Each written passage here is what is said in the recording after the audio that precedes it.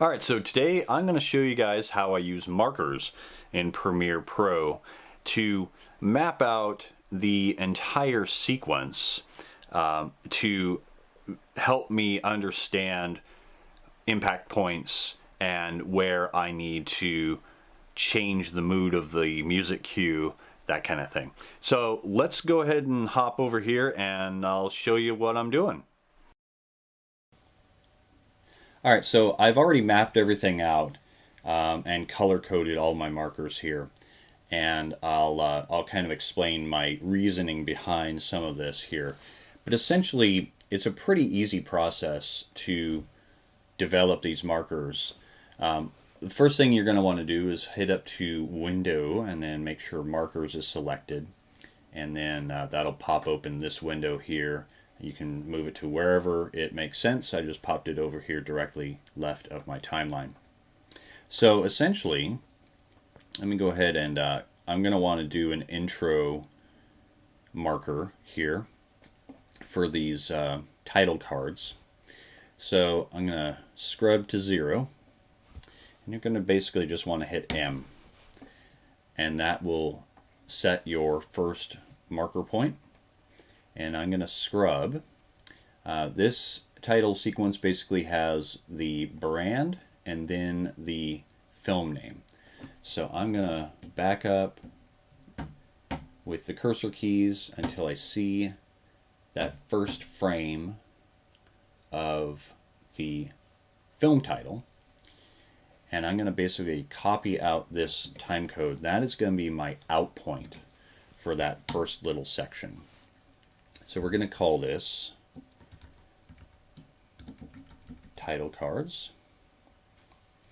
And then in my notes, we're going to say branding. Okay. And then if you double click on it, you can get additional options here, including changing your marker colors. And then, so generally, since this is just a title sequence, I'm just going to use green because it doesn't really necessarily relate to any intensity level for the most part. So we're going to hit OK. And then now that we're right here on this second part of it, I'm going to go back here. I'm going to select my clips. I'm going to hit another marker. And then we're going to move all the way up until once that first frame where the film actually starts. And we're going to copy out that time code. Pop that right there. And then this, of course, is going to be title cards again. And then we're going to call this oh, I don't know, how about film title? Okay. And we'll leave that as green as well. So on my next marker here, you'll notice that I changed the color. So essentially, this is a scene where the main character is kind of preparing for action, right? So the intensity level doesn't necessarily need to be super crazy at this point because we're just kind of, settling in. So I'll use kind of a yellow caution kind of color to visually mark that. And then as I move through and scrub through, then we start to kind of get into a section where, okay, now the character is moving into the enemy base. It's more of a stealth thing, so it's going to be a little bit more ramped up. So I'm going to use an orange visual color for that. And then, as we continue to go down the list here, now all of a sudden the action is starting, right? So this is all going to be red. Whoops. Let me hit this one. There we are. So yeah, so this is a red marker color. And so of course this whole action scene lasts for quite a while. And then so basically, so I just kind of scrub through the entire thing and figure out, okay, like, what's actually happening on the screen. and what are the intensity levels that I need to kind of start to gather, right, and mark down. And then there's like a little flashback sequence here, so this is a little bit more of a dreamy state, so I used a different color, more of a bluish, to to kind of separate it from the rest of the mood, because I have a feeling that during that section I'm going to want to maybe try to, like, do something a little bit different from an audio perspective for this small amount of time. Well, we got like, was a duration of about 8 seconds. And then, because right after that, then we've got more action coming in. And then we've got our ramp down, and then we've got our resolution, which I generally like to mark as kind of this teal. So this is kind of like, the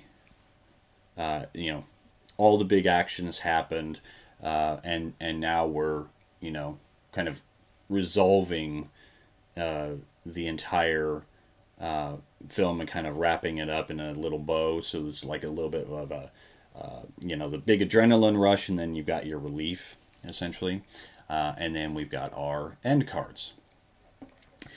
So that's how I try to organize myself as far as, like, the intensity levels, and making sure that I'm hitting very specific points, kind of like this flashback, accentuating it. And then what I do for these, so you'll see, as you can tell on the bottom here, we've got all of our clip markers here that are very specific, action sequence, ramp down, resolve. And then up above in my sequences here, I've got, if I just click off of it, click off the clip, then you'll see the overall general sequence markers. So this is basically just based off of a low, medium, high, dream, resolve. So these are like basically the general intensity levels. So I know, like, okay, in this section here, for this 14 seconds, it's going to be pretty low key. And then it's going to ramp up during the medium section for 23 seconds. And then during this high section, for about a minute or so, it's like super intense, right? So this at least just kind of gives me a general guideline. Sometimes I will write separate cues for each individual thing and then stitch them together. But then sometimes I'll try to create, a full underscore, and then I'll basically ramp in intensity levels based off of, the timing, the general timing of, when these things ramp up and ramp down throughout. So yeah, so that's how this is all organized. And then basically what I do at this point, I want to export this list. So all you have to do is just go up here to File and then Export Markers. And you've got a couple of different choices here. I generally just use the CSV choice. And then, you can name it whatever you want. And then that will dump out a CSV file. So this is what the CSV ends up looking like. And what I generally do here is I just highlight this whole section here. I don't really necessarily need to have the marker type in my list here, but I'll just copy that to the clipboard. And then within Logic, I basically, all I do really, just to kind of keep it simple, is I open up, let me hide this one. So by default in Logic Pro X, it's probably hidden, so you just do Show Notepads. And then I just basically pasted that whole thing right in here, just so I have it at a, as a visual reference. and it, you know, gives me all of my in and out points and the whole bit. And then I can just start building out the cue and figure out if it makes more sense for me to, you know, write individual cues for each intensity level, or if I want to try to do, you know, a full 4-minute underscore and then just add layers. So probably tomorrow I'll get into that a little bit, and I'll start working on it from the audio perspective, and trying to make sense of you know, how this all works. All right, so I hope that that was helpful in some form or fashion. Subscribe if you like, and like if you like, and I'll see you guys tomorrow.